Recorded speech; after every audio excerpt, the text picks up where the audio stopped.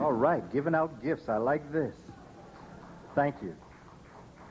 I know I'll know what time it is now. Thank you. Thank you, my brother. Thank you. And thank you to the United African Movement.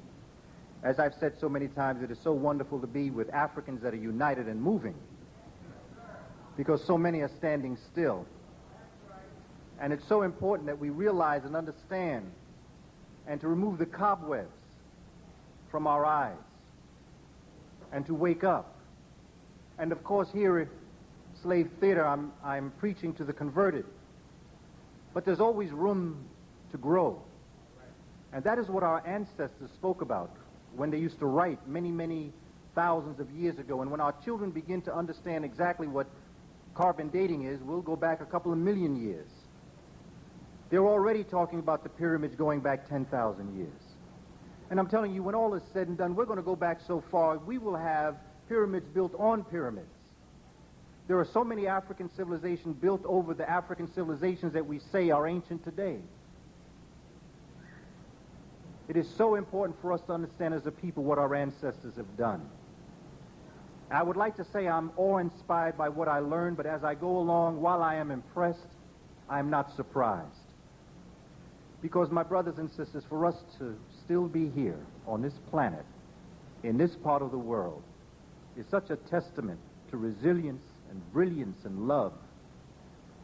You know, they say when you can only find your strength when you find your weakness, and I think that's very true. And as an African people, while our weakness may be love, that is also our strength.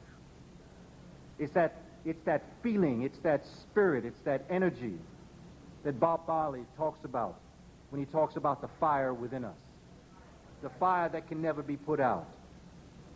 They're wondering how we're still here. They're wondering how we still could survive.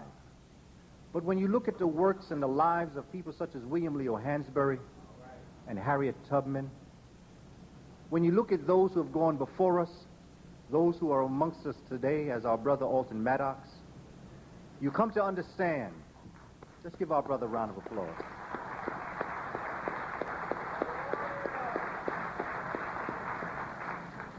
You come to understand that they ain't seen nothing yet. In the research that we have done looking at the Kemetic origins of the universe, it led me to look at the Dogon people of Mali. What a brilliant people they are. Absolutely and sheer brilliance. And what was so wonderful about these people is that they weren't the only people. Because in this area you have the Miankara, you have the Bozo, you have the Bambara. You have a number of different civilizations all around this area, but not just that. You have it on the west coast. You have it on the southern coast. You have the Monomotapa Empire of South Africa. You have the Kuba of Central Africa. You had the pleasure and the privilege of having someone whom I admire greatly, Dr. Theophile Obenga, who much of our work that we have worked on comes from him. I sat at that brother's feet when he came to CCNY for the first time. Dr. Jeffries and others knew how important his work was to my research, so they let me go up to the Black Studies Department when Dr. Theophile Obenga came for the first time that I knew of. And we sat for a half an hour and we began to talk and compare notes, and in his English and in my partial French, we came to understand that everything that Einstein ever represented had already been known amongst African folk thousands of years ago. Einstein died saying he was looking for something that already existed in the Kemetic origins of the waters of Nun.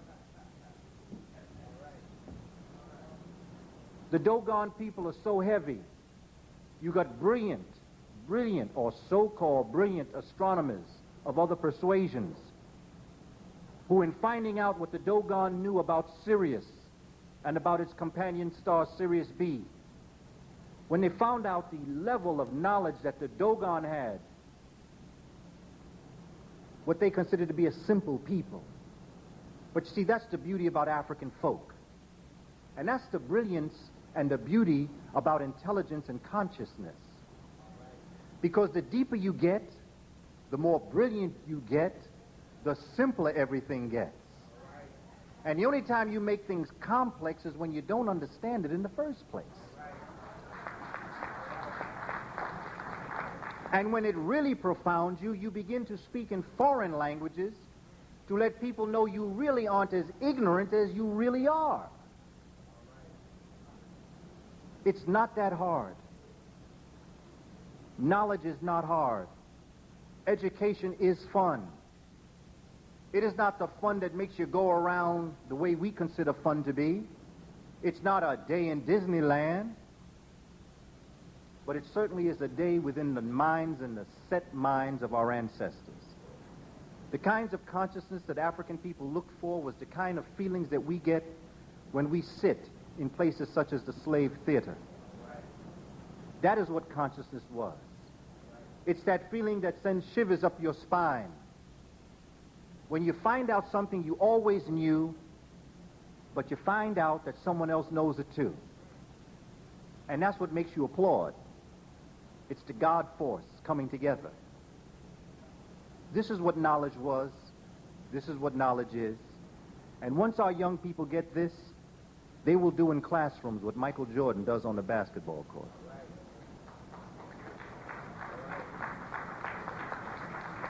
On Tuesdays and Wednesdays and Thursdays, I spend my time in schools in the Bronx. And I teach this to our children. And I monitor their progress. And I look at what they do and what they feel and the things that they say to me.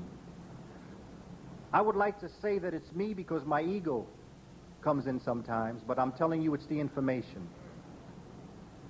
Our children are finding out about themselves. I have had children in classrooms that forget the bell rang for lunch. Now, when that happens, you know something's up. I have children who have said that when they find this information out, they look at everything differently. They hold everybody accountable for being intelligent. Because if you are my teacher and you getting paid, well, you better be putting something down on me. When I know something you don't know, then maybe we need to switch places and you need to give me your paycheck. This information is very real. This information is very exhaustive also. And it is because of that that this evening's presentation, while it is independent in and of itself, it will also be directly related to another presentation that I will be giving on March 16th at First World Alliance. There is just too much information, and I did not want to come before you and present this in such an abbreviated form that you didn't get the full flavor of some of the things that I have found out about our ancestors. At the same time, I did not want to spend hours and hours developing knowledge without giving you a break to think about it. Because you need time to think about some of this, because this is awe-inspiring. Our ancestors were a very brilliant people, but what makes them so wonderful is that they were simple. And simple in a sense, not the simple in the English language. I always think of Malcolm when he talks about English as being a language of liars. And it is. English is a kind of language that you can say something and not mean a word you say. And sometimes on purpose, and other times you just can't help it. Because if I use the word borough with you, you wouldn't know if I meant to borrow a hole, the borough of Brooklyn, or the animal that's a borough. You can't help but lie when you use the word borough. But you must know the context in which I'm speaking to understand. In Africa, you wouldn't have one sound with three meanings. But you could have the reverse. You could have the sound differ with three meanings. And that was the birth of the talking drum. We are a tonal people. Am I right? We say that's bad. But if I say to you that's bad, there's a difference between bad and bad. And when my body gets into it, it's badder than bad. That's the metaphor. And that's why I respect our young people so much, because they're vibing on the metaphor. Yes, I'm kind of concerned about some of the things I hear in rap music, but I'm more concerned about the society that has created conditions to have our young people speak that way. Because I've never heard a word Luther Campbell has said that I have not heard an adult speak. It's like a tape recorder.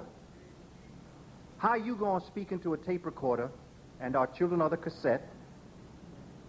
How can you talk into a tape recorder, play it back, and they get angry at the cassette tape?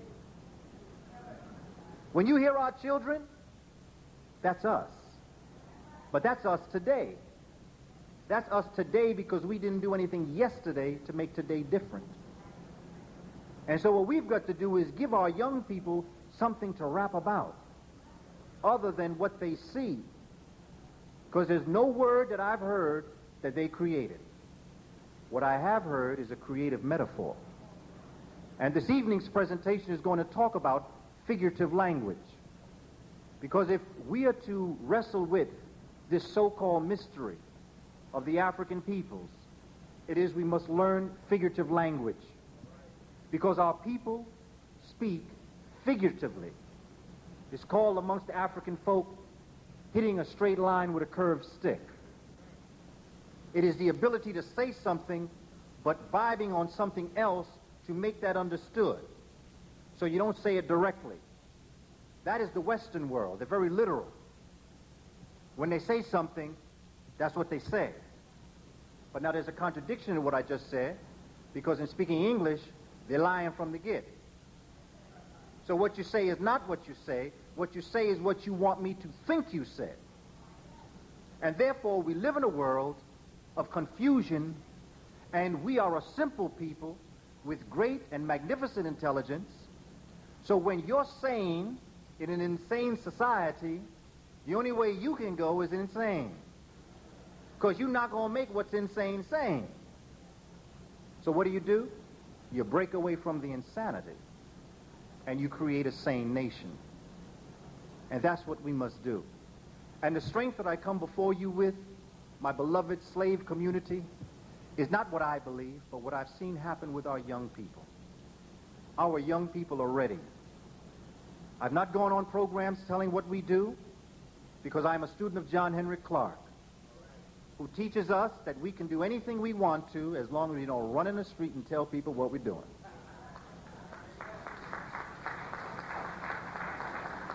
You see, that's another part of us. We're so happy that we got something. We forget where we are. So we want to run out and share what we know. Nothing wrong with that. That's what created the great African nations. But we're not in Africa. So you got to know where you are. When it was time to talk in Africa, we talked and we created great nations.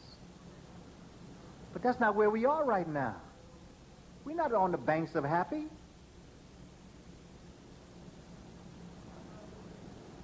We need to understand what it is we have to do. And we have to support the United African Movement.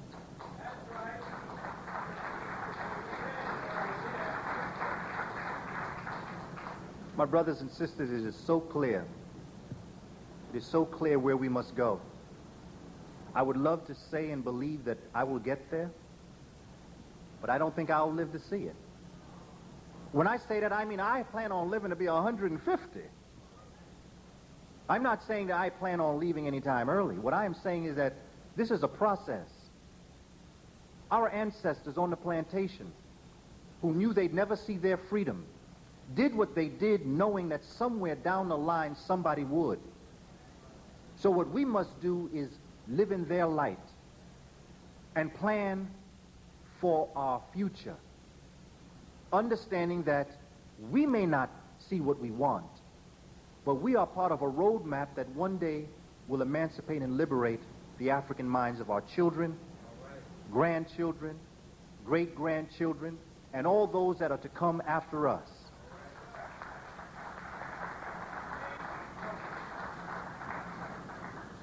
I've been in the New York City public school system since 1979. And every year, what I learn and what I know makes me ever more in the realization that this curriculum that we talk about is real. This is no made-up ethnic cheerleading. Nothing would be more insulting to us as a people to just sit around in a room and cheerlead our ethnic group. That's called dynamic projection. In psychology, dynamic projection is when somebody projects on those whom they wish to oppress their own insecurities and deepest inferiorities. They say we want to ethnic cheerlead because there is no group on the face of this earth that cheerleads their ethnic group more than people of European descent. Freud is the father of psychology. But I have a picture of Freud's desk, and he has every niche or statue of biological psychiatry that existed in the Kemetic mind. So how he the father of psychology when he studied Kemetic psychology? I've often said that people of European descent leave off a phrase, a prepositional phrase, for Europe. Christopher Columbus discovered America for Europe. Freud discovered psychology for Europe.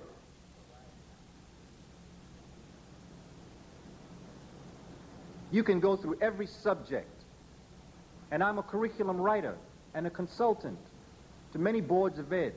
So I've seen many books in science, psychology, chemistry, physics. Johannes Kepler, born in Stuttgart, Germany, given credit for creating, inventing the planetary laws of motion, yet he himself admits in his writing he studied the Kemetic golden law of planetary motion. Copernicus admits he studied Kemetic astronomy. In fact, anybody that knows anything in that time of history studied Egypt. Nobody, even Hitler, was a student of Egypt. Napoleon was a student of Egypt. This is not what I say, this is what they said. But what we're suffering under is a sin of omission. Part of it is commission, but a whole bunch of it is omission. It's not what they say, it's what they don't say. When we begin to teach this to our young people, and as we develop our presentation for this evening, brothers and sisters, you're going to understand that when our young people get this information, people in the Western world will be left behind by quantum leap,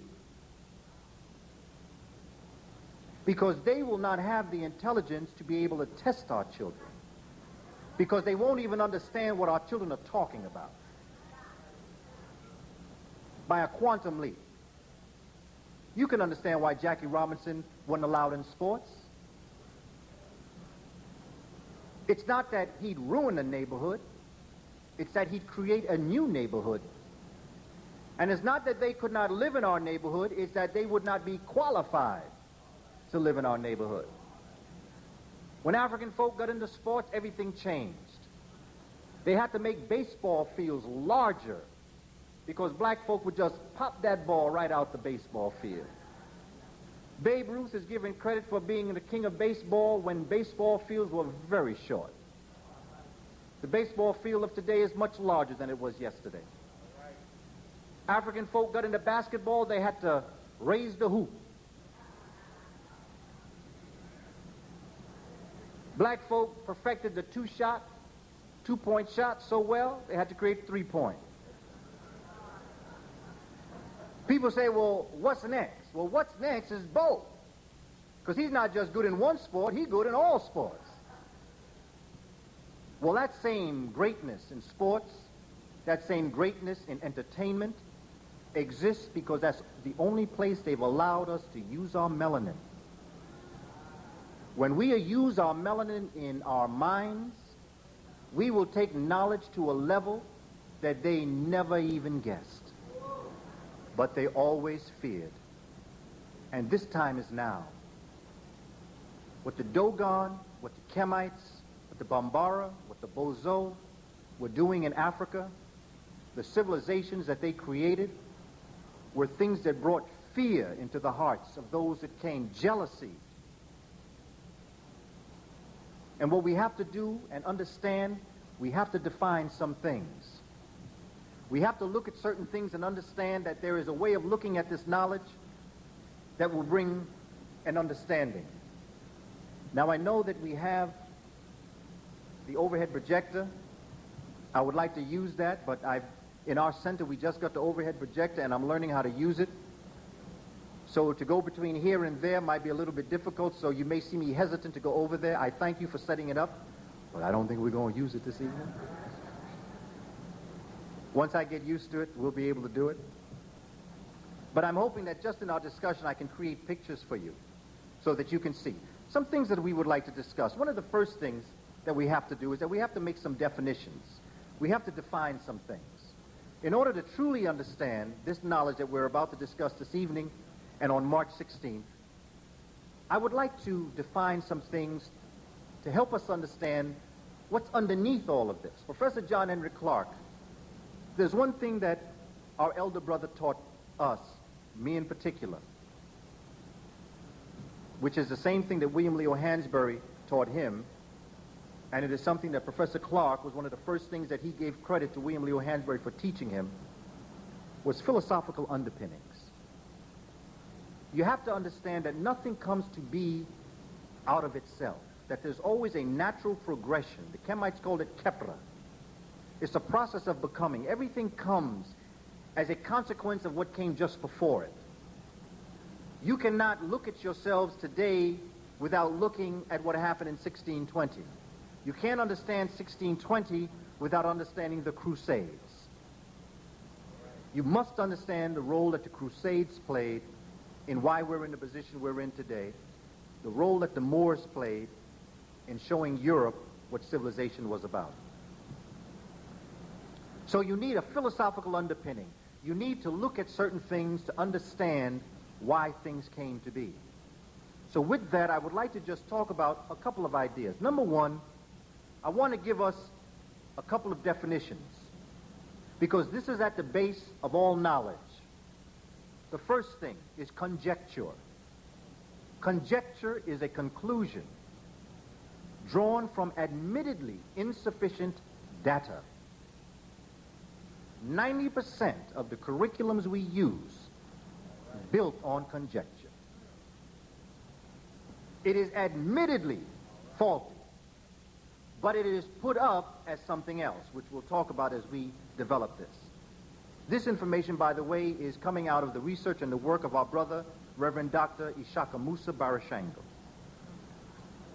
He says that an example of a supposition, if you wanted to use a phrase, was, let us suppose that.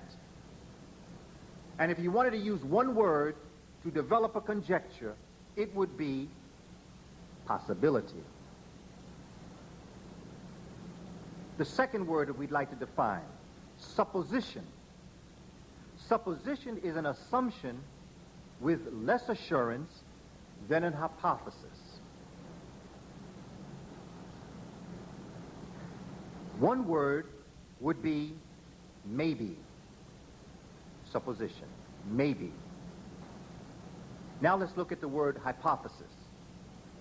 Hypothesis is a temporary explanation of an occurrence based on known data, thus validating a basis for further research. An example would be, it seems to be that. It seems to be. Don't make it so. It seems to be. One word, probable. Number 4 would be theory. Theory comes out of the concept to observe, to see, to look at. And hypothesis is so well substantiated, it is believed to be generally accepted. An example of a phrase would be, it appears to be that. And one word would be believable. The 5th word is science. Science is to know. Science is a body of actual facts systematically arranged and showing the operation of certain principles of natural law. Now that's the African mind right there, science. Natural law. This stuff out here is unnatural. They can get you to a conclusion, and you wonder how you got there. All they did is say, hold my hand, I'll take you there. But the route you took was not natural. Therefore, it's not science. An example of this would be the law of gravity. Or, if you wanted to personify the law of gravity, Michael Jordan. You know, they often say about Michael Jordan, he defies the law of gravity. But to Africans and Native Americans, you never defy nature. When you are so in tune with Ma'at, you become nature. Michael Jordan doesn't defy the law of gravity, he becomes the law of gravity. And who's going to tell the law of gravity you can't stay up in the air for 10 seconds? I just wish the brother was aware of his well-melanated state. He could stay up there all night. The sixth word is theology, the study of the concept or idea of a creative force, or what we would call, or who we would call God. And the final word, or the next to final word, is cosmology, which is the study of how the universe came to be and stayed becoming. Because just because you come to be don't mean you're becoming. I know a lot of African folk who be, but they don't be becoming. You can be and not be becoming, but you cannot be becoming and not be. We here, African people, united in movement, are not just being, we are becoming. Becoming a more perfect nation, a more perfect people. And while I'd like to see great numbers of us, I know numbers don't build great nations. Commitment, dignity, integrity, and unity to purpose creates nations. The final word that we'd like to talk about is philosophy, which is the love of wisdom. Philosophy, being an African word, as Theophilus Benga constantly teaches us, coming out of Sophia or Sophis, meaning wisdom, and philo, meaning love. They say it's Greek, but you know where the Greek got it from. All you got to do is know that. It's like I was speaking to a brother about Schwaller de Lubitz this evening, and you know, Schwaller de Lubitz never said that who he was writing about was African folk. He knew he wouldn't make a dime if he did. So he just opened up and said what the Africans did, but never said they were Africans. So when you read his work, just know they were African people. That's the key to understanding the sin of omission. In our schools today, we teach children a certain way. And what we notice is that we consider to be intelligence or the genius.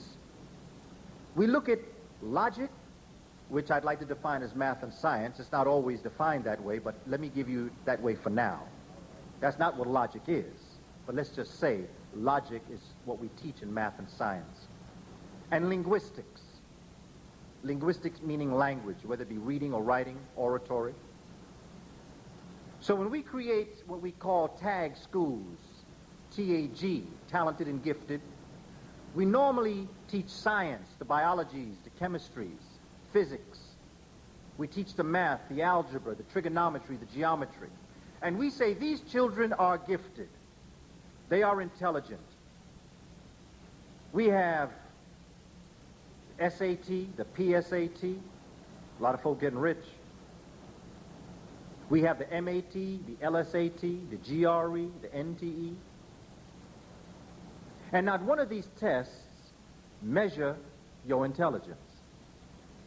The only thing they measure is how well you take a test. If you wanted to do that in the beginning, why not just say, this is a test to see how well you take a test? But they don't do that. They mask it, they mask all of this, and they hide all of this behind what they call the IQ. They mask it that way because they know that if they took it on another level, they would never understand it. But what we understand is that there are multiple intelligences. And I like to call it my skill. And by my skill, I would like to define it in a certain way, and then maybe I'll venture over to the overhead projector to put it down so that you can see it. M-I-S-K-I-L-L, my skill. The M of my skill, a level of intelligence or brilliance where children can find themselves and do very well in life, is music. Music being rhythm, whether it be dance, song, instrument. Children can find their math, their biology, their chemistry, their physics, their life and consciousness through music.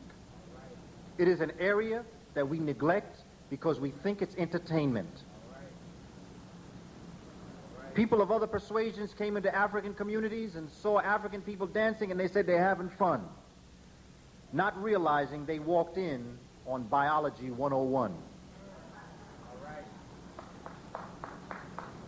The I of my is intrapersonal. Intrapersonal meaning your genius and your intelligence comes through self-reflection. I am a person of intrapersonal skills. In the beginning, it was forced on me. Didn't necessarily want it. But I have a speech impediment. I stutter and I stammer. When I say this to our young people in our special ed classes, they say, "Oh no, Mr. Coleman, that's impossible. Don't sound like that to me." And what I do is I bring myself down to the level that I know that I can stutter and I stammer, and I start to talk, and there are times when I cannot even finish a sentence. I never lost my shortcoming. I merely overcame and learned how to deal with it. There's a brother I used to know growing up. He had a limp. Brother used to walk like this.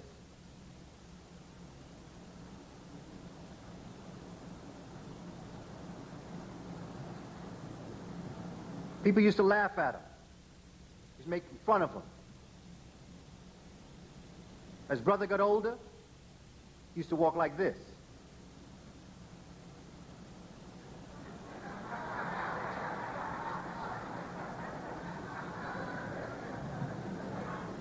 Whole bunch of folk checking out Brother Man, kind of liked the way he walked.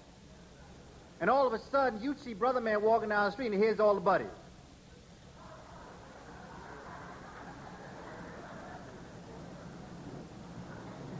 Now, what am I saying? Brother Man took a shortcoming and made it a strength. And that's what I did with my stuttering. I learned how to talk. I learned how to use my hands. You may hear me pause this evening. You may hear me stress a word. That is because I know if I don't, I'll stutter. So as Brother Man got his ditty bop together, I also overcame my speech impediment. I still could have it. And as I'm with our special education children, I'm still trying to figure out what that means.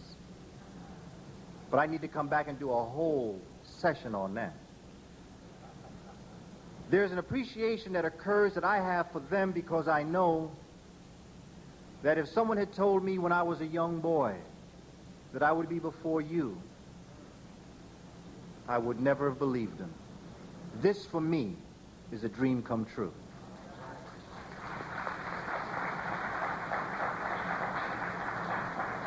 But you know, there's nobody in this room that doesn't have his or her shortcoming.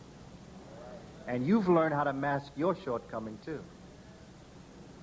I only speak about it to bring it to the fore to help you understand what our children in special ed are facing. They are brilliant and they are intelligent, and the creative force has endowed them with a unique gift. And it is our job to find that unique gift, not tell them what it is, but allow them to find it through their own life's journey, and allow them to develop that unique gift in order for them to give it back to our nation, to create the kinds of nations we had when we lived amongst ourselves. The S of skill, the intelligence, spatial, it's the visual. There's something called the magic eye. It's a photograph, a picture that you look at, and upon looking at it, it looks like colors and looks like a wonderful design. But upon closer inspection, but more importantly, upon focusing in the picture, you come to realize that there is a formed picture within that picture. Some magic eye pictures have pyramids. Some have, I've seen them with dinosaurs, with palm trees. I've seen them with children playing in schoolyards. You show it to some people, I don't see it.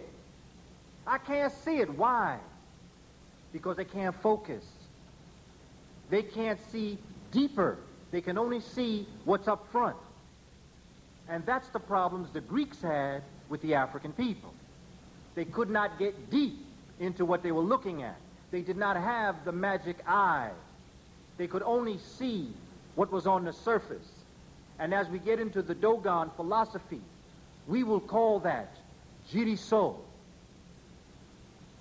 knowledge from the front. In Kemet, they will call the first initiates. The K of skill represents kinesthetic or bodily movement, which could include sports, physical activity, or Soul Train. Because you know what them brothers and sisters do on Soul Train, people on American Bandstand dream about. People say them black folk can dance, can't they? It's not so much that we can dance, it's that we are within the tunes of Ma'at. We are in tune with our surroundings. Therefore, the way in which we dance, we move with the wind. We move with our surroundings. Whereas other people are in violation of their surroundings. And that's why they dance that way. That's why they sing that way. Give me their best, and I'll show you our mediocre.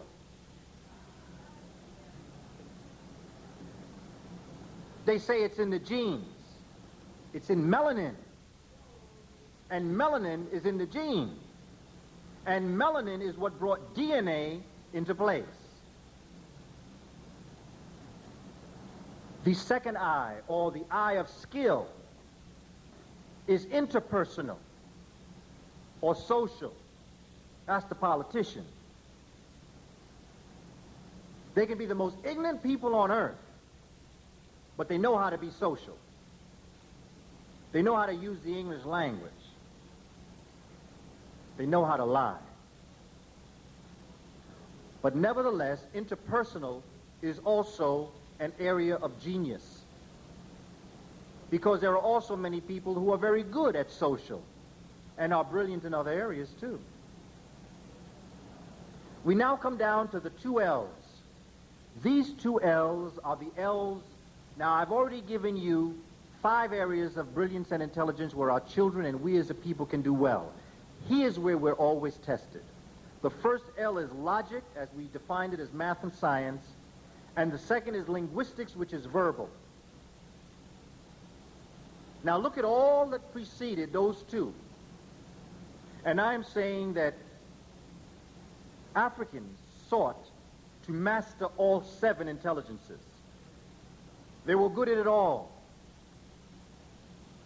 The priests and the priestesses of Africa wanted to become the highest form of living entity that they could. In African philosophy, which is the basis for religion, they never taught that God was outside of you or God was inside of you. They taught you that you were God. Now there's a big difference. Because if we love God as we say we love God, we would not do to ourselves or the other gods on earth what we do, by the nature of what we say. So their life's mission was to act as God would on earth, in the hope that if they did it so well on earth, they would inherit the kingdom of that God upon transcendence. The way in which they presented this information was in figurative language. Now, figurative language is very important to understand because it is at the basis of the way in which we talk to one another, the way in which we deal with one another, the way in which we study and learn and do well. Let's look at figurative language. Let's look at the metaphor and the simile, because that's what hip-hop is about the metaphor and the simile. I know there are words that you don't like. There are words that I do not like. But go beyond what they say and look at the concept they're conjuring up. I've heard too many rappers say, don't take me literally. Listen and look at what I'm saying. And if you want to find a way to do it, when you listen to Luther Campbell, when you listen to those songs that send shivers up your spine, draw a picture of what you think he's saying, or she. Then you will understand from a metaphorical perspective what's being said. Metaphors and similes create rich, exciting images that convey the author's purpose and why they are even writing. They convey this purpose quickly. The challenge to us is to use our imaginations when we read them. You must try to visualize similes and metaphors. A simile, for instance, is a comparison of two things using the words like or as. For instance, she slept like a rock. Now, you could have said she was in a deep sleep, but the image that's conjured up by a rock and then giving that personality to a person, she slept like a rock. Or you might say his legs felt like rubber bands. The concept of a rubber band being so elastic, and sometimes when we are faltering, when we're about to pass out, you could say that he was wavering, but to say someone's legs was like rubber bands creates an image of someone's legs just shaking like a rubber band. The ants, this is the one that children like. The ants were as thick as a carpet. Children say, that's like my house. They're so honest. Let me tell you something. If their mothers and fathers were in the house, they have a heart attack.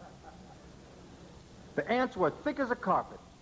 Now, I mean, you can imagine, think of a carpet, and think of ants just on the floor. That simile creates a picture to help you understand what's being said. Metaphor. A metaphor is a comparison that states or implies its meanings rather than using the words like or as. His face was an open book. The puppy was a limp noodle.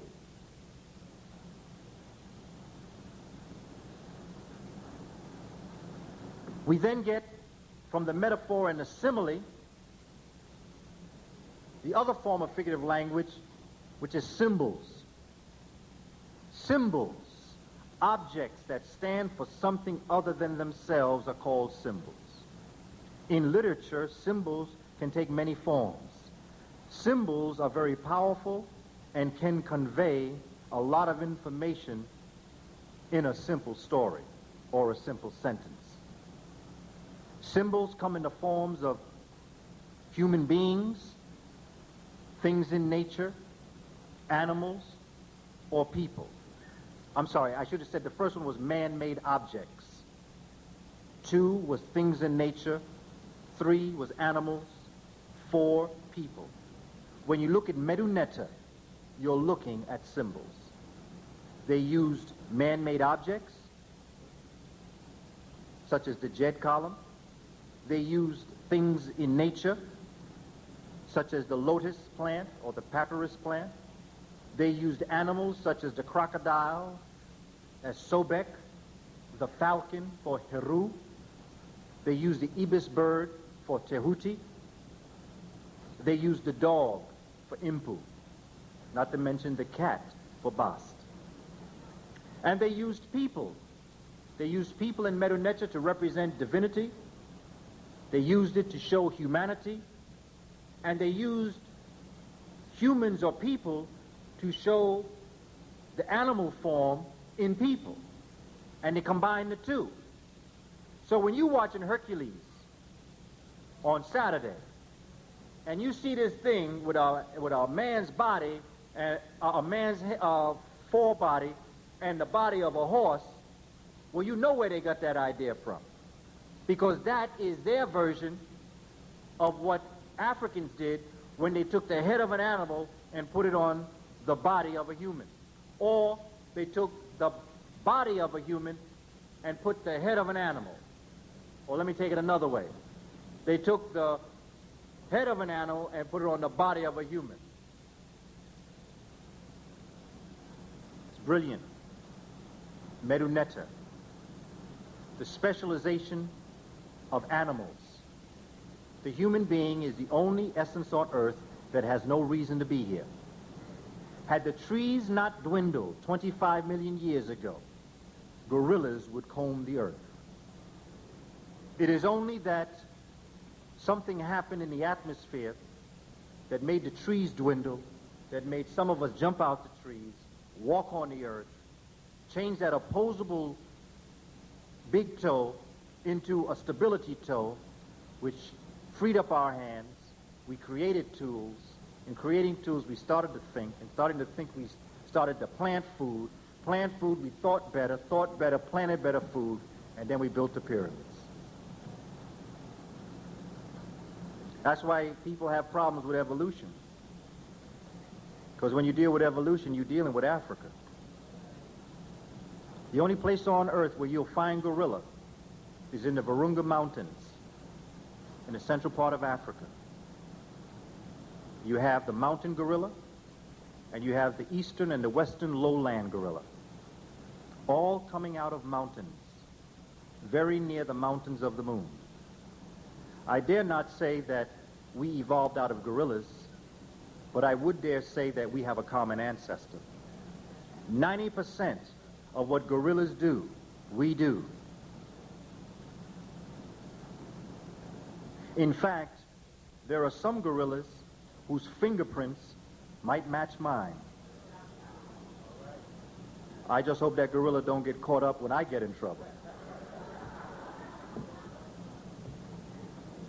The third form of figurative language is personification. When a non-human object takes on human characteristics, the author has used the literary device called personification.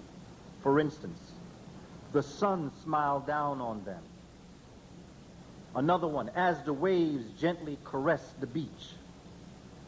Authors use personification as a means of creating lasting images in the reader's mind. A train that roared by is a much sharper image than one that simply went by. The roaring train creates a quick, vivid impression. The flashback. The flashback. If the author writes about a past event in a character's life and inserts it in the current part of the story, he is using a flashback. Many times, background information about characteristics and events are conveyed to readers through the flashback. For instance, Tom's mother thought back to the time Tom received his first basketball. He was still in diapers. That's a flashback because she's going back into Tom's past.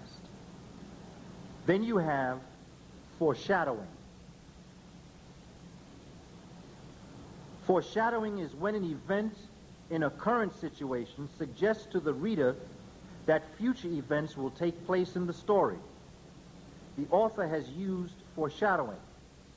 It's a way the author lets the reader know what to expect in the later part of her story. For example, but no one who saw him play high school basketball imagined the great NBA player he would become. That is foreshadowing. Now, why is this important? This is important, my brothers and sisters, because these are some of the forms that we as African people use in displaying our intelligence, the way in which we write, the way in which we talk. It is not that we do not talk and act and think in the literal, in the linear, but we tend to allow ourselves to go into the circuitous or the circular way or the form of writing and thinking. We are linear, but we are circuitous.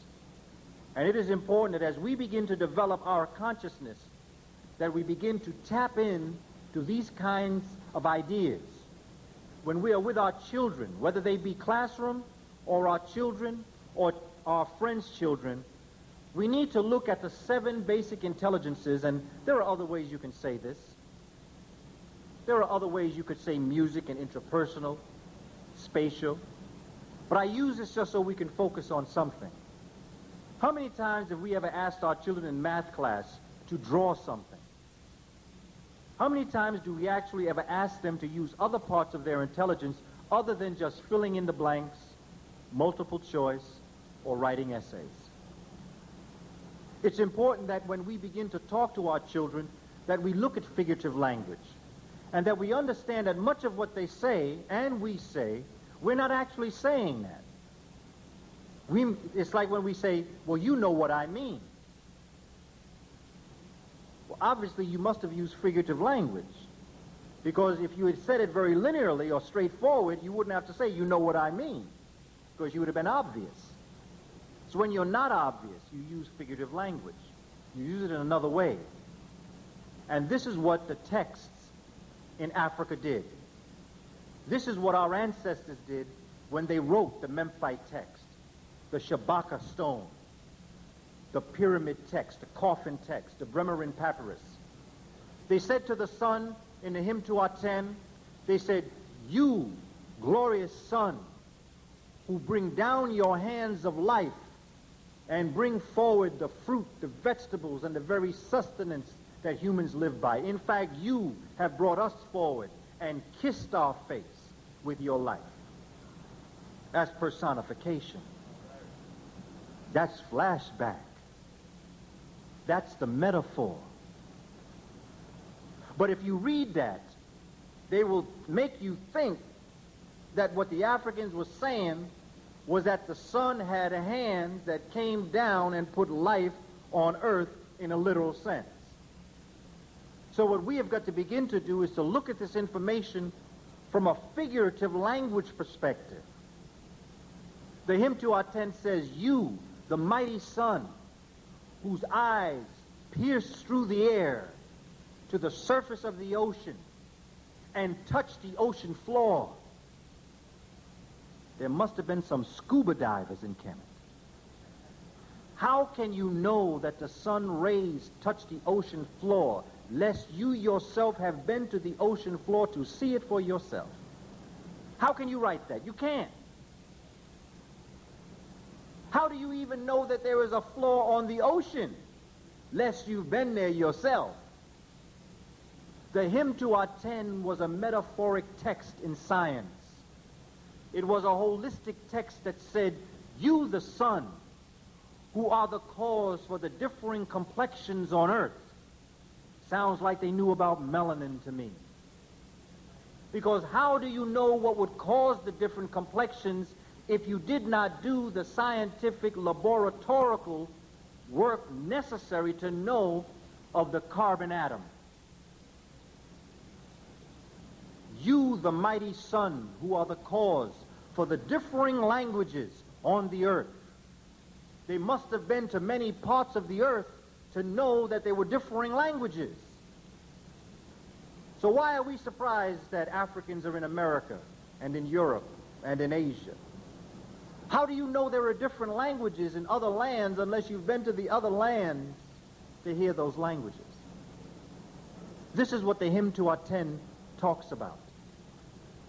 And it is important that as we begin to develop this, that we look at the work of Dr. John Henry Clark, Dr. Theophilus Obenga, Dr. John G. Jackson, Drs. Chancellor Williams, and Sheikh Anta Diop, to understand that there is a cultural unity in Africa. There is a cultural tie that binds African people together, not just on the continent, but in her diaspora.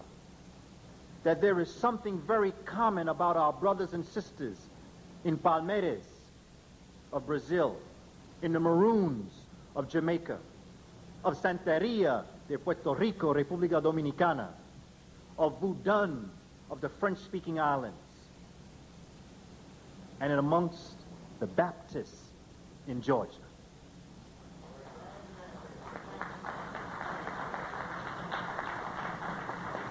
There is something that binds us together, that in Kennedy Airport we can pass each other and smile and nod and have a whole conversation, but never say a word.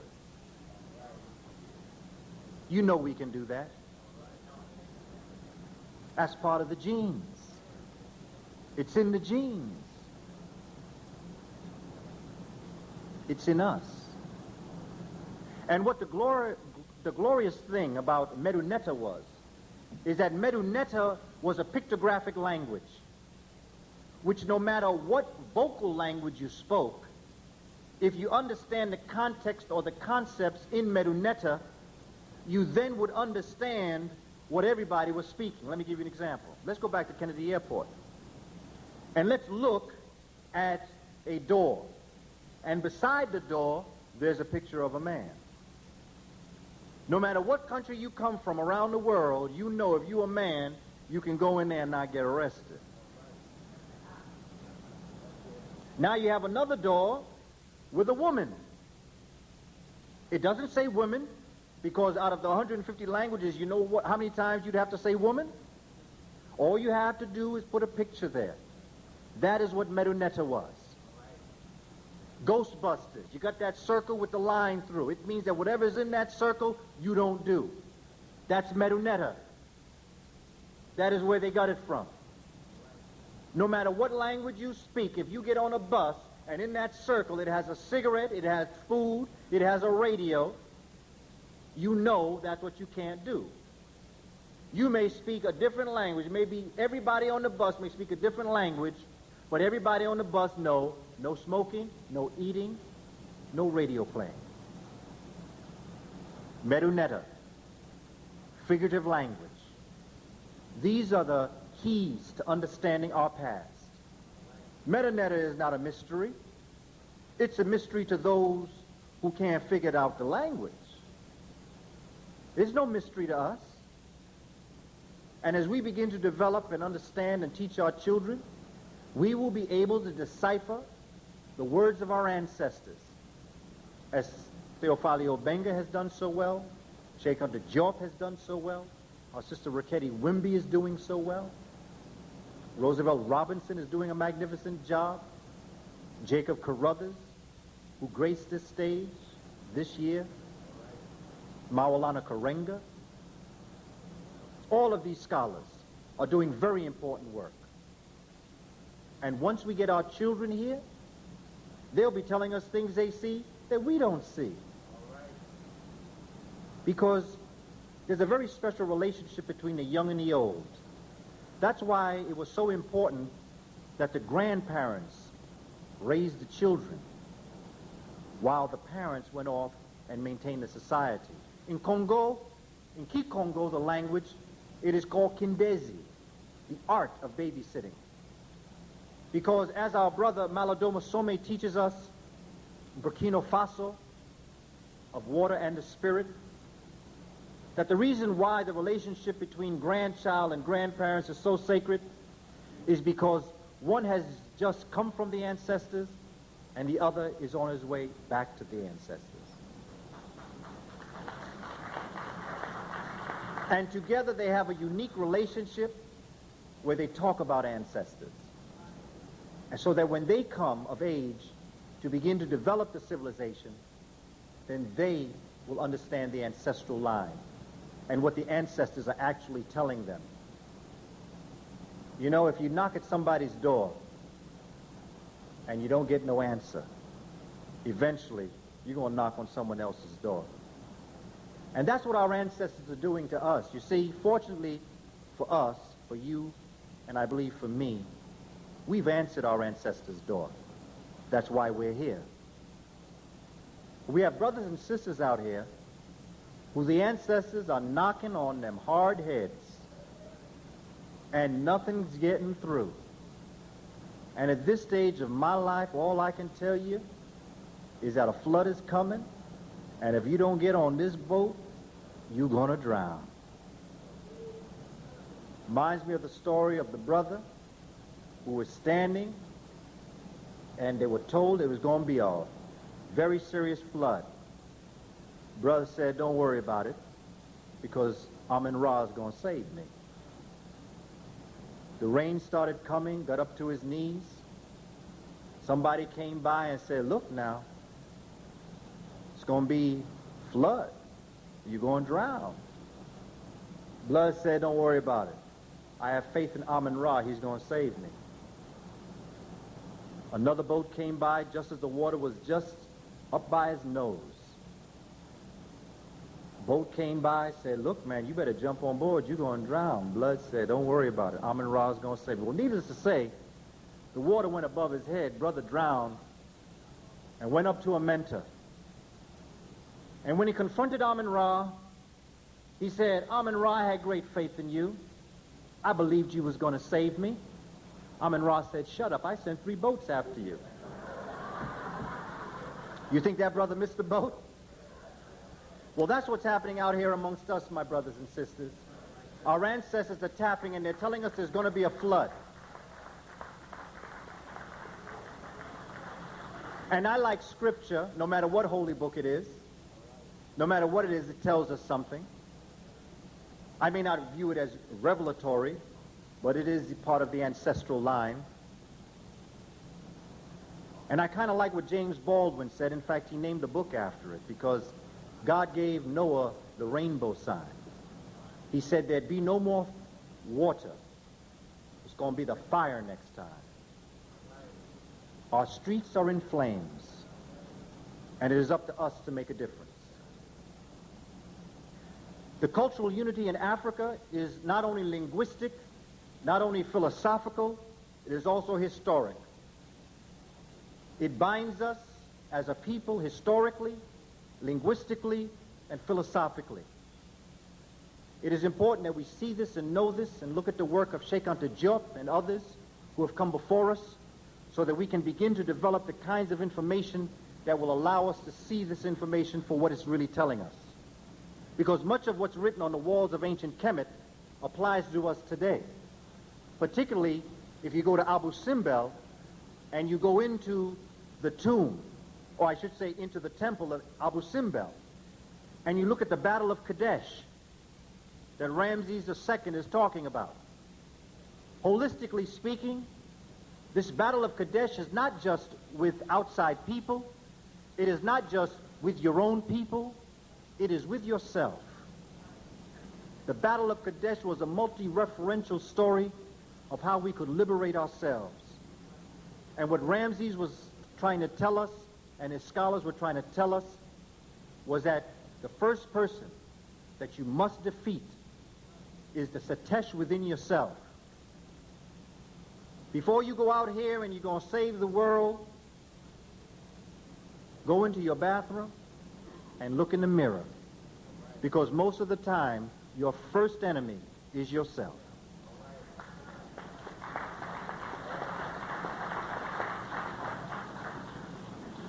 The Shabaka stone.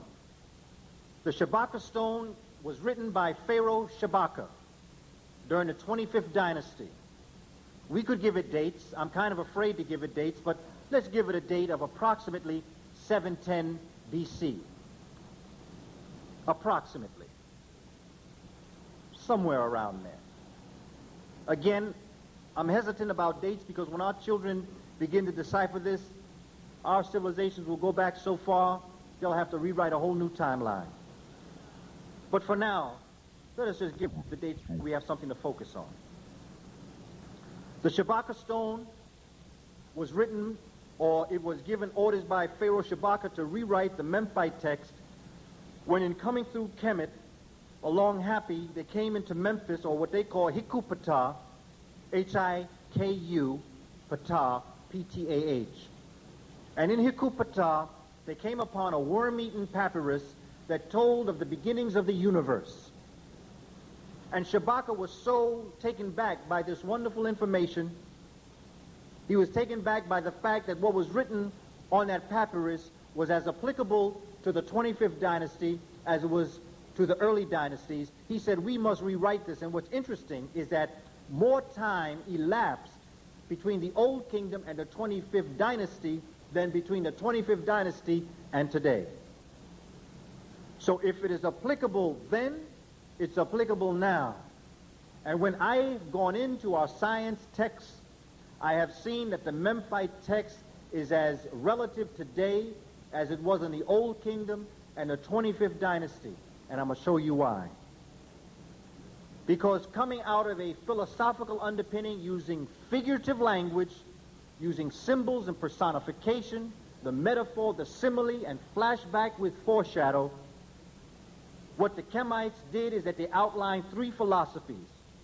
The primate of the essences of pre-existing order and arrangement, which they call the gods of chaos.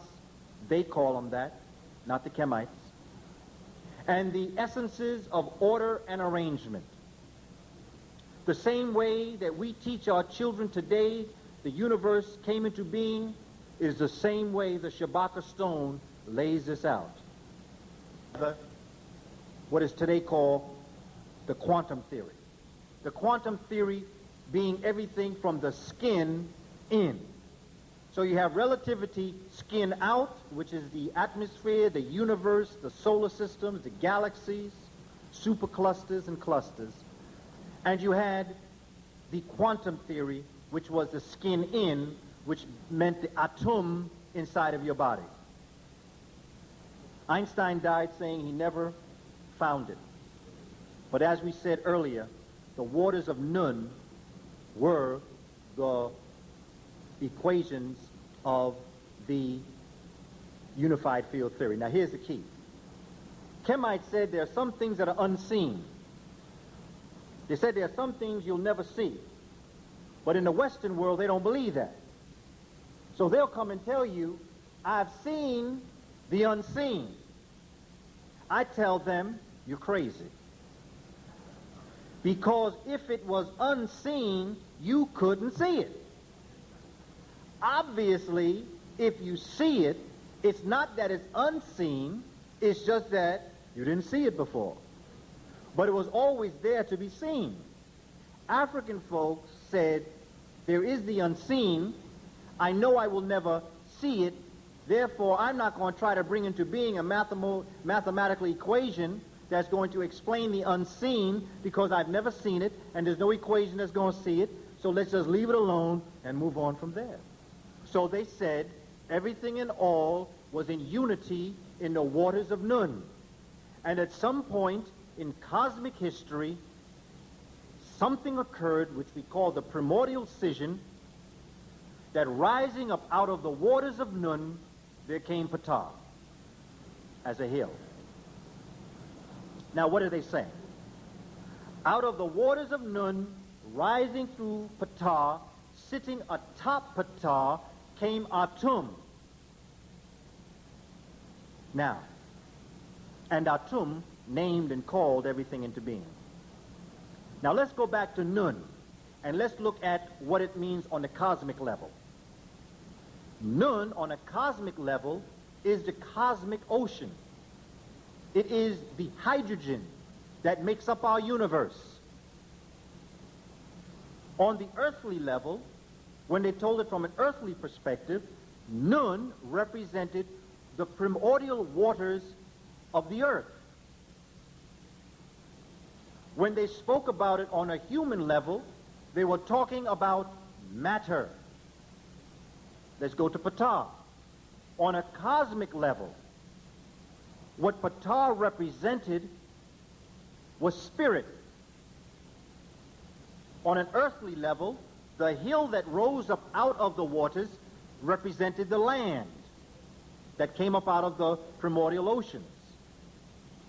And on the human level, Ptah represented not just a conversion of energy from from potential energy, which is energy at rest, to kinetic energy, energy in motion, but it also was mummified. Now, why is it mummified? Why would Ptah always be looked upon as a mummy? Well, let's look at metamorphosis. And let's look at what happens to the human being. But before we look at the human being, let's look at the butterfly. Butterfly is a greedy little thing. It eats everything. Don't care about nothing but eating. But in its eating, it eats only certain things so that it could spin the proper kind of cocoon that they then will go into, or are already in, but spin the cocoon around them in order to come forward as a butterfly. They literally transcend or transform themselves into an earthbound creature, into a creature that can fly, which is why mummification came to be. Because in mummifying and wrapping the body in the linen, the Kemites were reenacting the animals, particularly the caterpillar that goes into a cocoon, and in a number of days, 3 according to our Christian belief, you resurrect yourself. That's why Jesus the Christ was wrapped in linen, because they were reenacting his Kemetic legacy of mummification.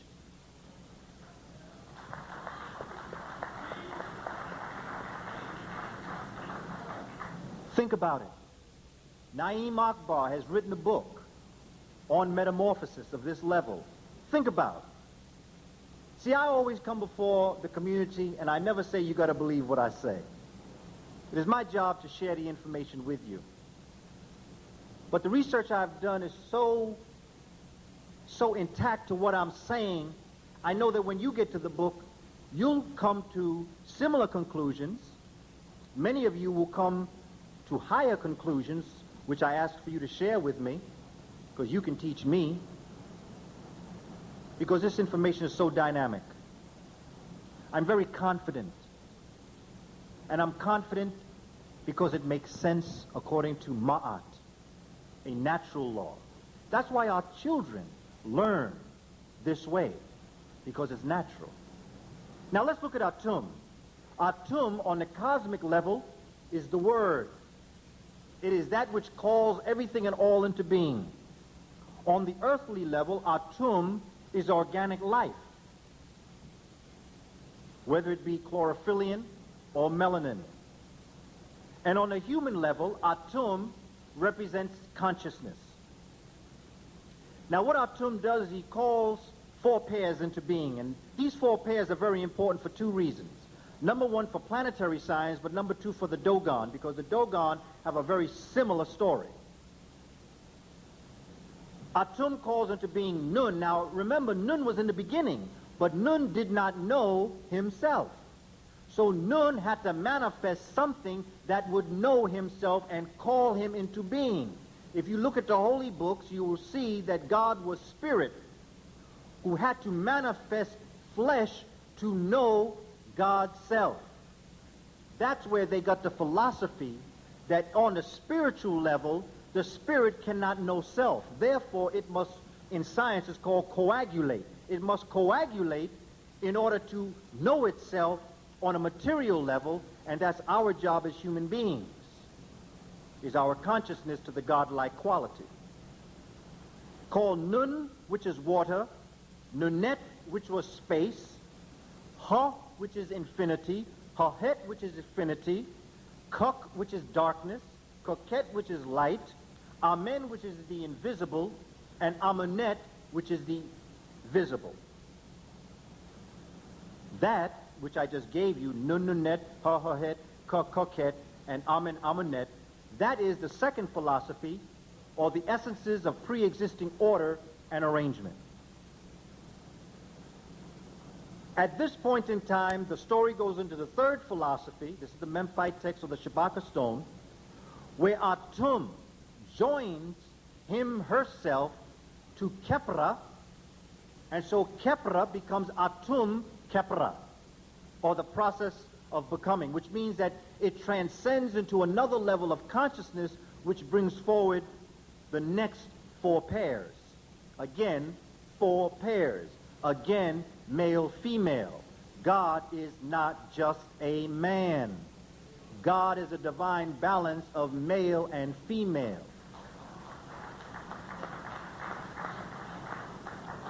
I honestly believe we shall liberate ourselves when we understand that God is not just a man. The cornerstone to the problem of Western civilization is that their man does not know his own mother. And in not knowing his mother, he grows to curse the womb from whence he came. And you cannot amount to anything in life if you ever curse the womb from whence you came. And it is important for us as an African people. We as African males are not talking superiority or inferiority. We are not attempting to put our sisters, our mothers, our aunts, our female on a pedestal. We are merely trying to stand next so that we can move forward. Because if you put the sister on a pedestal, she cannot move forward because she's up on a pedestal. So we got to stand together as men. We've got to understand that we are half women. The depiction of Nun is a man with a breast that is pouring forward nourishment and is pregnant. But it's a man, because the Kemites understood that to be on this earth, you in and of itself are the emanations of God by being the balance of the male and female that brings you forward, and in bringing you forward, you then personify and create the Trinity. So each human being is a Trinity. You are mother, you are father, but you are also the unique combination of mother and father. You are not all mother, you are not all father. You are you, but you still are mother and father. Therefore, you are and have created the original Trinity. These four pairs bring forward the essences of order and arrangement. Bring forward Shu, which is air, Tefnut, which is moisture. Shu, Tefnut bring forward Nut, which is sky, Geb, which is earth. Interesting story is that Shu looks down and sees that Nut and Geb are in a lover's embrace. Shu comes down and separates Nut from Geb, and Nut is pregnant. Now, in many of our stories, we look at Mother Earth, but Geb is a male. Why? Because figuratively speaking, they were not saying that the earth brought forward the human being. It's the sun that brought forward the earth, that shining on the earth brought forward organic life. Therefore, Nut swallows not just the sun at night, but the energy of the sun, translating it into starlight, which is written all over her body. And in the morning at dawn, she brings forward the sun again to create the day, which is a figurative story. Now, if you want to get to the story and look at it literally, you got a fairy tale. But if you look at it figuratively, you've got Astronomy 202. Nut and Geb bring forward Asar, Aset, Nebetet, Setesh. Asar, Aset bring forward Heru. Now, what is so important about this? Now I'm ready to talk about this evening's presentation. I know the hours we keep at the slave. But now you can see why I had to put this into two parts. Because I've got to give you this background information to understand from whence the Dogon came. Because the Dogon themselves claim to have come from the great waters of the East. But not just that, it's so important to understand that the ancient civilizations of Ghana, Mali, Songhai, Mali, the Malinke Empire itself, comprised Senegambia, Burkina Faso, Mali, all these areas.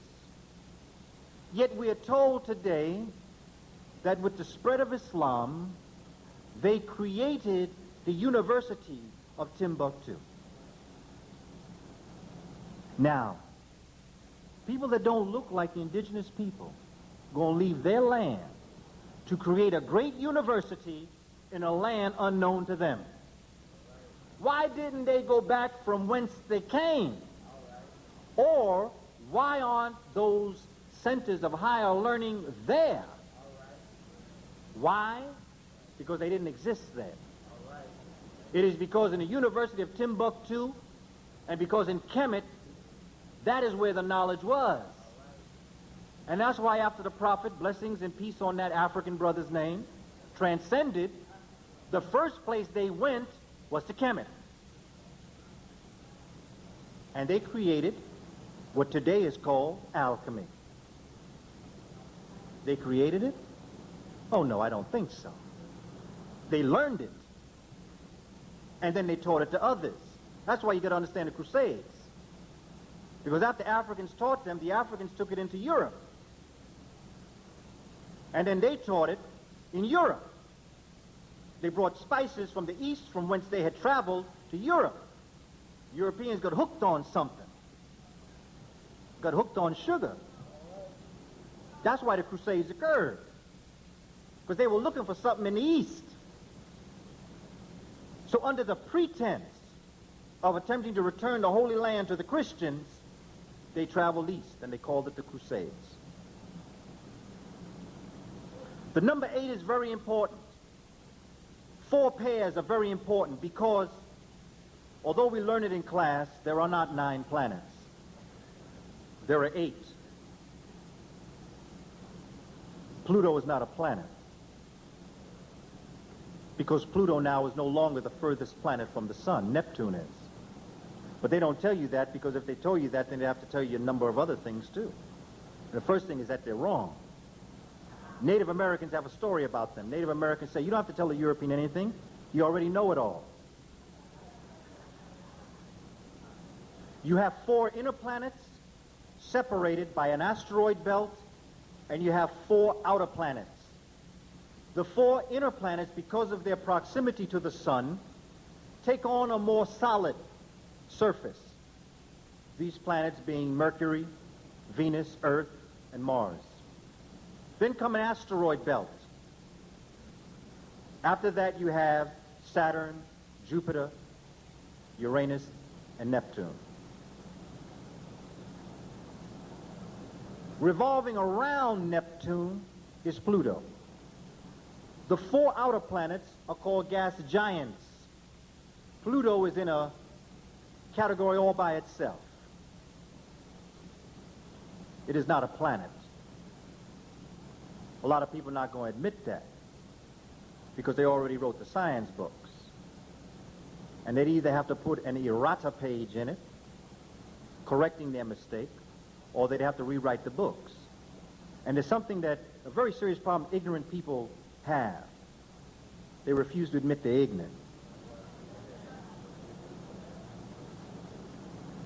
Out of this concept, African people flowed across Africa, flowed across the West, flowed across all sorts of areas, and brought their civilization, their knowledge from inner Africa, Kenya, Uganda, and Tanzania, up happy and down happy, into Monomotapa, into South Africa, into North Africa, and across into West and Central Africa.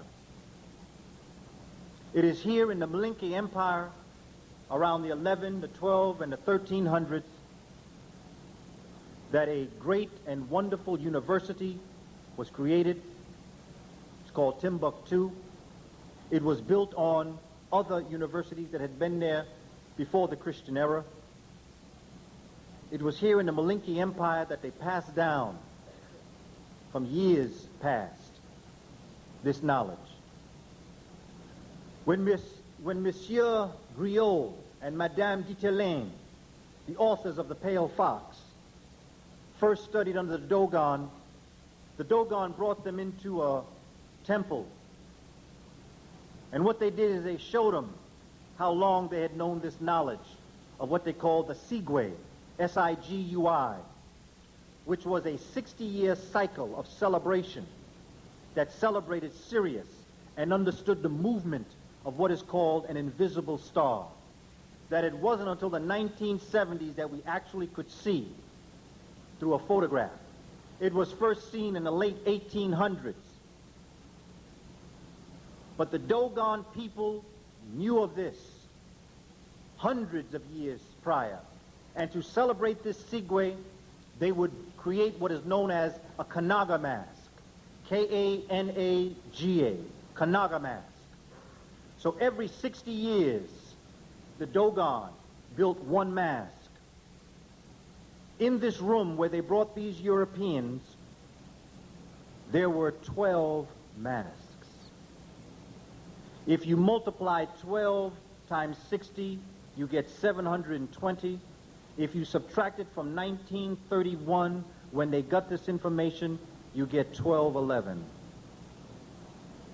That is how long the Dogon people knew this Sirius star that was invisible to the naked eye, or their naked eye was.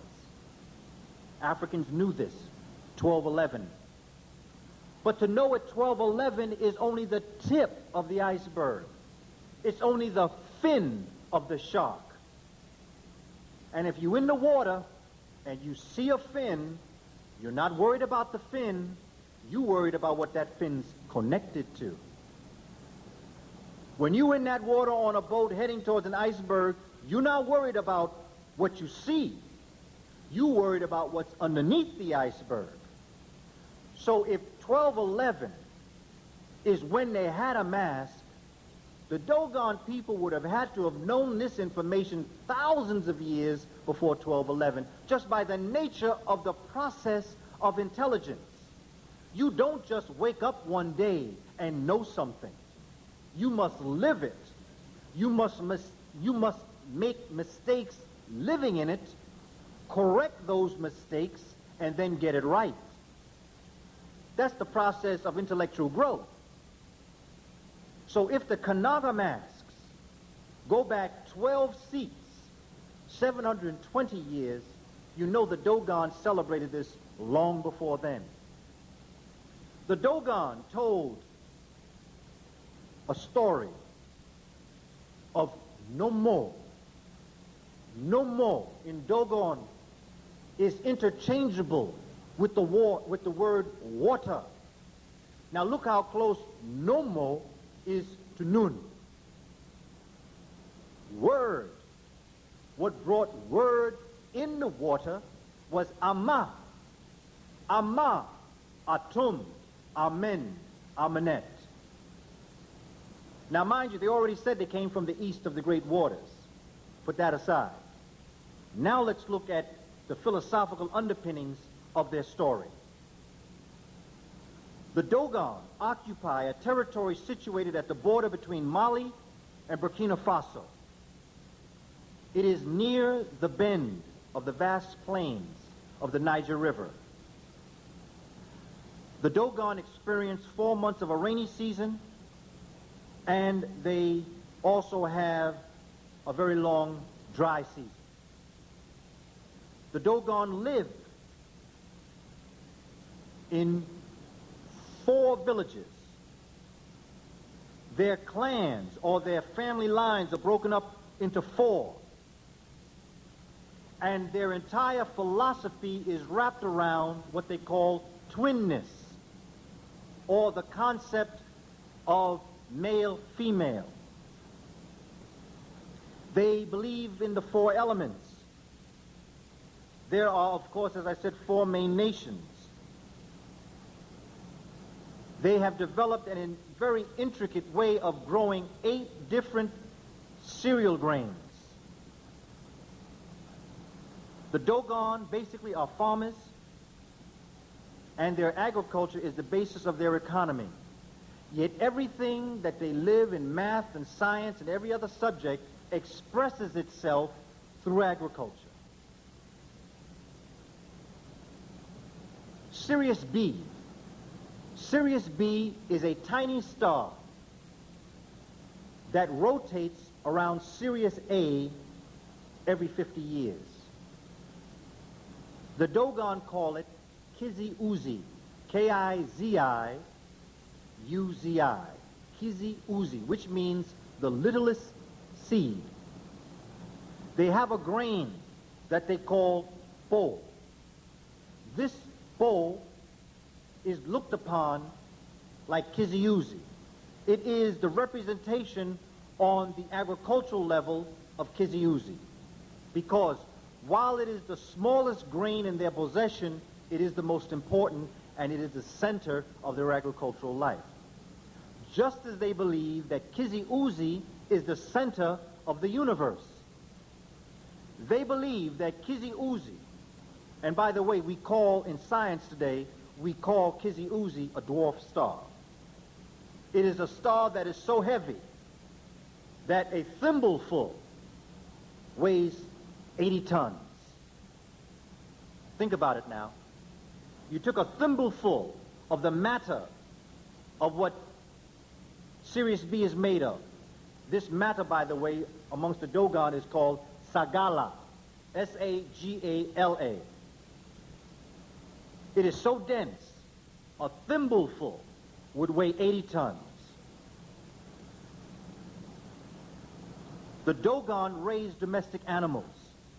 Meat is rarely consumed, thank God, except on market day. Fruits are gathered from cultivated and wild trees, honey is collected, and vegetable oils are prepared. But the key to all that we say is to understand how this nation operates. There are approximately 250,000 people that comprise the Dogon nation.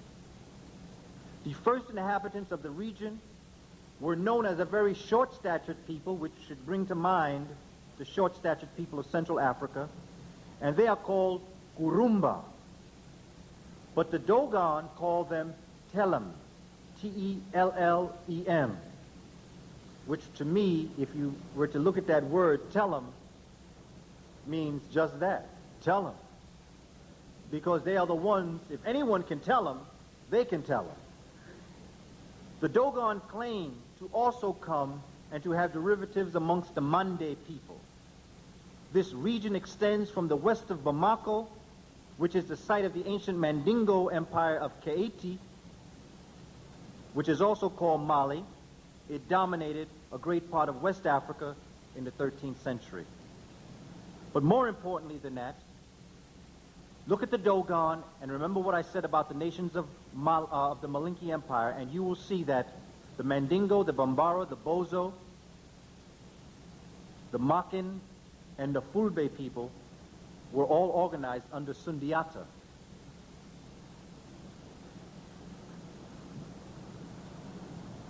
I want to round this out, and I want to give us headway into the next piece. But I'd like to tell you of what I've brought with me this evening. I've brought some videotapes, and I brought some curriculum guides, but not just that. I have, and I'm selling, a picture of the Shabaka stone. And the reason why I'm doing this for our community is because I believe that when we go out and we argue, we debate, if we choose to, you must have physical proof of your primary source. I have researched and found the Shabaka stone in the British Museum. I have a picture of it, of which I've reproduced. And this evening, if you are interested, I have a picture of the Shabaka stone. It is important to know it, to see it, to be able to read it, and to know how it is comprised. It is important for you to know that this exists, that when you're discussing it, that you know it's here, that you can take it out and show somebody, this is my primary source. Along with that, I have an onx. Call it the onk clip. The onk clip can be used as a money clip or a tie clip. But it came to be one day I was reading Essence magazine, and I became very concerned about what I saw. I saw Elizabeth Taylor selling our culture. And I said to myself, we can do that. I brought together an African graphic artist, sister by the name of Rashida Imam Brown, and I brought together twin brothers, Dwayne and Wayne Reese, who put together the concept of this, and we commissioned 200. We have some left. I don't sell them to everybody. I sell them only to us, because I think only us know what to do with it. Brother says, let me tell you something. You might wonder why I'm doing it now as opposed to Kwanzaa, but it came to me as a Kwanzaa idea. And it came to me as a Kwanzaa idea because I don't mean to send a bad word out, because I'm the first one for cooperative economics. I spend my money with my people. And I let people know I look for my people, you know what I'm saying? And when I start a business, as I did with this Ankh, I look for my people. I'm not shy nor ashamed to say, because I'm selfish for survival. But what I saw happening down at Jacob Javits, from the moment I gave someone that didn't look like me my money, I knew we was in trouble. I have nothing against what happened there, but call it Black Christmas. Don't call it Kwanzaa Expo, because that's not Kwanzaa. The reason why I'm selling these Ankhs now is because I am hoping that in the idea of Kwanzaa, that they become something that you will cherish, that you will find to be important, that you will want to hand down to your descendants. Just as grandmother handed down the brooch to granddaughter when she would come to the house and always go into grandma's seated chest. You know that chest that smells like wood? Always go through every time she visit grandma down south. Just say, Grandma, I won't go to the chest. You go take out grandma's old clothes and her hats. But this one brooch was something very special. And every time grandma knew that they were coming, she would know that granddaughter would be wearing the brooch for the 2 weeks that she was visiting, or for the summer. And so one Christmas morning, the grandchild celebrating Christmas would open up a gift from grandmother, and in that box would be that brooch, the handing down of a legacy. The reason why I only brought 200 into being is because I'm not a jeweler, and I don't ever plan on doing this again. I will do no more Ankhs. That is a guarantee. That is why with every Ankh, we have a number of things. We have a 2-page information sheet on what the Ankh is in universal civilizations, and we have a certificate of authenticity where each Ankh has been numbered 1 to 200, so that when you give your Ankh to your great-grandchild, please give this certificate also, to make this something to be handed down. The price is $35.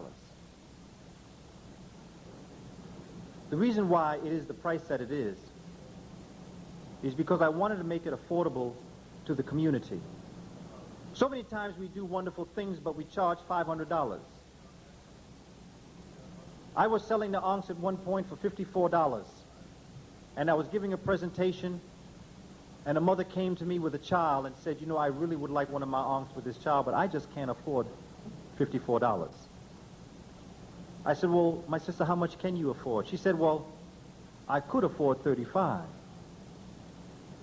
So at that moment in time, I changed the price from $54 to $35. For our community, not for those who have, but for those who might not have that much, but are willing to spend a collected amount of money on something that they hold to be valuable. It is important that as we develop our psyche, we develop our minds, we develop all those things that are so important to us, that we develop a gradation of intelligence.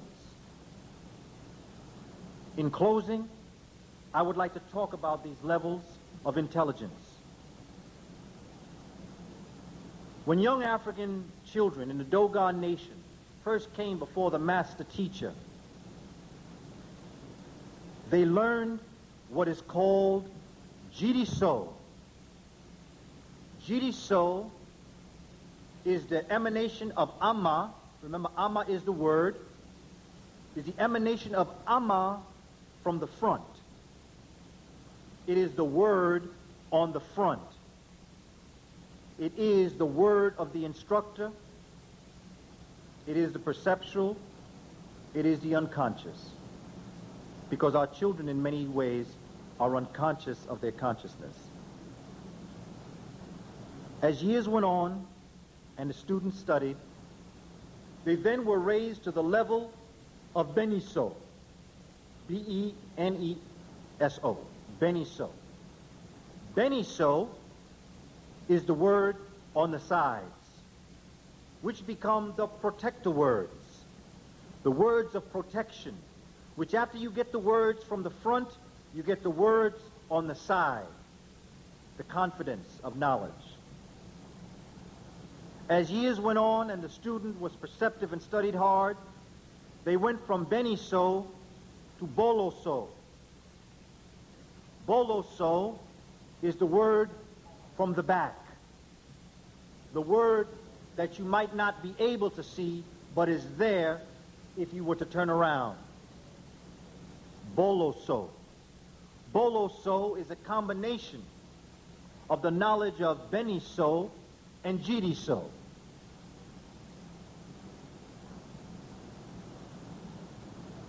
Now, when you got heavy, when you became of age, the Kemites would have called them the sons and daughters of light. You were said to become part of So, Dai. So, S-O, Dai, D-A-Y-I. So, Dai represented the word from the inside, the word of the spirit, the word of intuition, the word of mother wit, the word of cosmic consciousness, the word that Martin Luther King spoke on April 3rd, 1968. The word that says and prophesizes what you see on the mountaintop, knowing that you will not get there, but wanting your people to know that night that they and we as a people will get to the promised land. That is Sodai personified. Our ancestors possessed Sodai. They knew they'd be free. Harriet Tubman was Sodai personified. For if she thought that European supremacy was on earth for good, she never would have freed herself. Because she would have said, for what?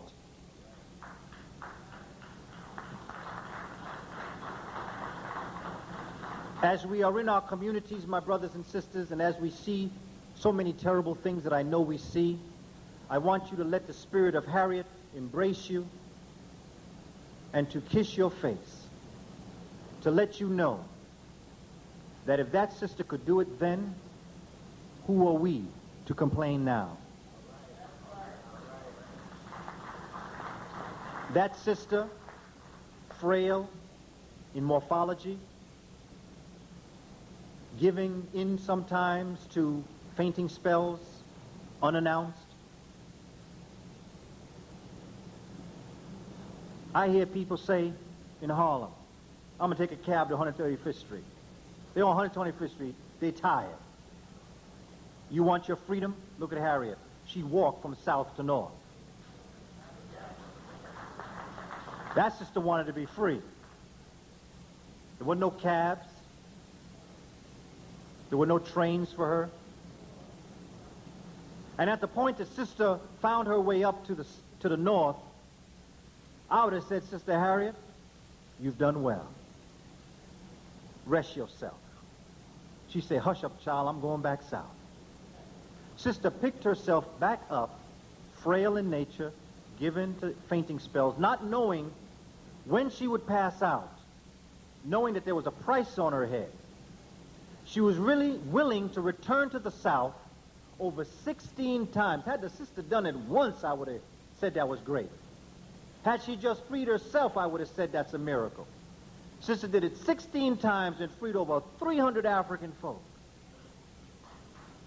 So, that's for Harriet. So when I'm tired, or I think I'm tired, Harriet comes and shakes my shoulder and says, child, if I could do it then, hush your mouth now. Get up and do what you have to do. No matter what it looks like out there. If Harriet Tubman thought that her conditions were permanent, she would never have left. Too many people use the excuse that you're not going to make a difference. Who are you as one person? Who was Harriet as one person? Look at what she did. Look at what William Leo Hansberry did. Look at what he was able to do in the area of education for our people. He stood alone when some of the finest minds in America, African included, tried to tear him down. But the brother stood fast against the winds of ignorance. Because brother knew that if one tells truth and a million tells lie, the one is in the majority. So we've got to pick up this knowledge and take it forward. On March 16th, First World Alliance, 141st Street and St. Nicholas Avenue, we will have fellowship with the African community, and we will be doing part 2 of this unity of African philosophy as expressed by Dogon culture. We will really get deep into the Dogon. We will talk about their philosophy. We will talk about Sirius A and Sirius B and Sirius C. We will talk about astronomy and the importance of astronomy in knowing self. Because when Africans said, know thyself, they weren't just talking about knowing yourself. They were saying to know yourself in relationship to everything else that exists in the cosmos. It is important that as we come together as a community that we share the knowledge that we know, that we do it in a most beneficent way. We do it in a very humble way. Now, when I use that word humble, I don't mean humble the way they define humble. Because all of us must know our greatness. But our greatness does not make us greater than other people. It is important that as we learn this and teach this and move forward, that we remain strong as our ancestors. Because we're not inventing strength. We're merely replicating what we see already. And brothers and sisters, as Dr. King has told us, as Malcolm has taught us, as the Honorable Marcus Mosiah Garvey taught us, and as one of the greatest prophets that ever lived, the Honorable Bob Marley, sang to us, we shall overcome by any means necessary. We are a people who will rise by the will of our wills, because no one can curse who Jah has blessed. And by the very fact that we're still on this earth in the slave theater, doing what we're doing, the creative force has blessed us and has a job for us. And we must carry the torch across the field into the promised land for those yet unborn. Brothers and sisters, Shemem Hotep Amun is satisfied.